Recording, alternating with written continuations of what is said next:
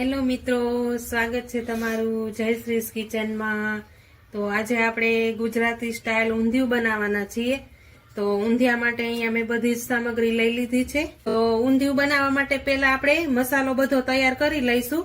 તો તેના માટે અહીંયા મેં ગાંઠિયા લીધા છે, સિંગદાણા છે, તલ છે અને લીલું લસણ, આદુ, મરચાં અને લીલા ધાણા બધી જ વસ્તુ લઈ લીધી છે। હવે આપણે બધું મિક્સરમાં પીસવાનું છે।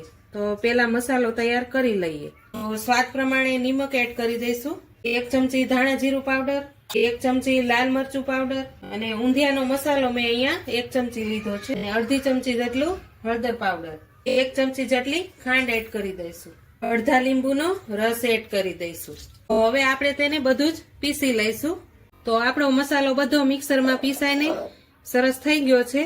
તો હવે આપણે મુઠિયાનો બધી સામગ્રી લઈ લેશું। મેથીની ભાજી છે અને ભાખરીનો કરકરો લોટ લઈ લીધો છે, ચણાનો લોટ 3 ચમચી લીધો છે, સફેદ તલ છે અને અડધી ચમચી અજમો છે। આ રીતે બધું જ આપણે મિક્સ કરી લઈશું। હવે આમાં આપણે બધા જ મસાલા એડ કરી દઈશું। સ્વાદ પ્રમાણે નિમક, અડધી ચમચી ધાણા જીરું, અડધી ચમચી હળદર, લાલ મરચું પાવડર, 1 ચમચી જેટલી ખાંડ, તેલ એડ કરીશું અને અડધા લીંબુનો રસ એડ કરી દઈશું। તો આપણે થોડા સોડા ખાવાના એડ કરી દઈશું। બધો જ મસાલો મિક્સ કરી લઈશું। આપણે આમાં જરૂર પડે એટલું જ પાણી એડ કરવાનું છે। મીડિયમ લોટ રાખવાનો છે, ઢીલો ન થઈ જાય તેનું ખાસ ધ્યાન રાખવાનું। રીતે આપણે બધો જ લોટને મિક્સ કરી લઈશું। તો આપણો હવે મુઠિયાનો લોટ સરસ બંધાઈ ગયો છે। હવે તેને આપણે નાની નાની ગોળી વાળી લઈશું આ રીતે। તો આપણી બધી જ ગોળી તૈયાર થઈ ગઈ છે। હવે આપણે તેને, આપણું તેલ આવી ગયું છે તો હવે આપણે તેમાં ગોળી એડ કરી દઈશું। તે આપણે બધી જ ગોળીને તળી લઈશું। તો આપણે આ ગોટી બધી સરસ તળાઈને રેડી થઈ ગઈ છે। તો હવે આપણે તેને કાઢી લઈશું। હવે તેમાં આપણે રીંગણને તળી લઈશું। તો આપણું શાક એકદમ ઝટપટ બનીને તૈયાર થઈ જશે। તો હવે આપણે તેમાં બટેકા તળી લઈશું। સેજ બ્રાઉન કલરના થાય ત્યાં સુધી આપણે તેને તળી લઈશું। તો આપણે રીંગણ, બટેકા, રતાળું બધું જ તળી લીધું છે।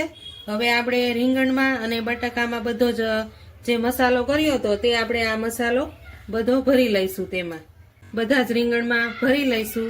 તો આ રીતે આપણે બટેકામાં પણ બધો મસાલો ભરી લેવાનો છે। હવે આપણું તેલ આવી ગયું છે તે એમાં અડધી ચમચી જેટલા અજમો એડ કરી દો। આ રીતે આપણે બધું જ પાપડી ને વટાણાનું તુવેર હતું તે બધું મિક્સ કરી દીધું છે।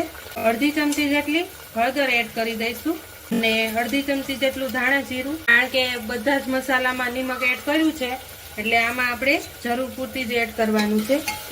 તો હવે બધા જ સારી રીતે મિક્સ કરી લઈશું। થોડુંક વાર સતળાય ત્યાં સુધી સાતળવા દઈશું। થોડુંક લીલું લસણ એડ કરી દઈશું। જો લીલું લસણ ન ખાતા હોય તો તમે સ્કીપ પણ કરી શકો છો। આપણે આ મસાલો ભર્યો તો તે મસાલો આપણે એડ કરી દઈશું।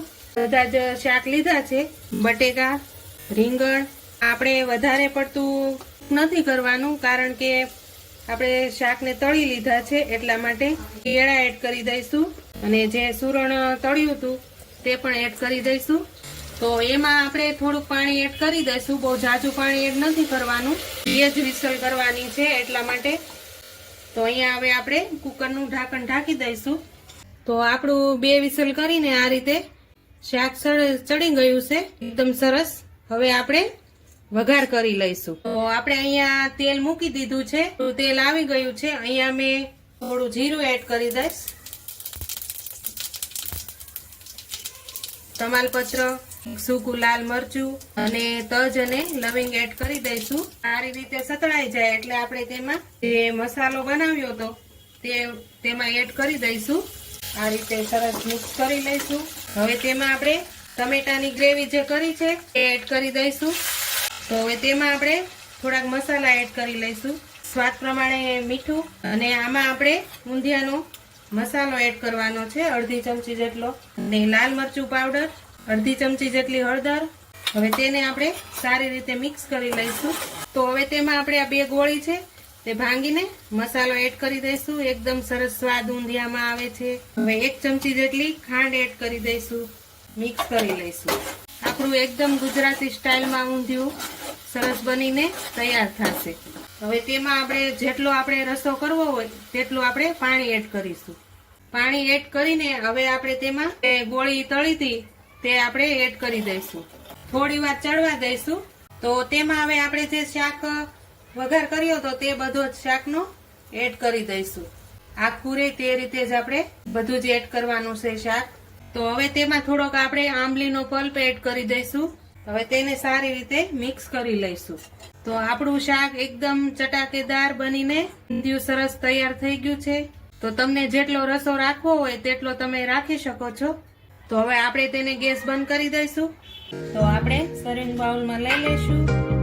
તો જો તમને મારો આ વિડીયો પસંદ આવ્યો હોય તો લાઈક કરજો, શેર કરજો અને મારી ચેનલને સબસ્ક્રાઇબ કરજો. કોમેન્ટ કરીને કહેજો કે મારું ઊંધિયું કેવું બન્યું.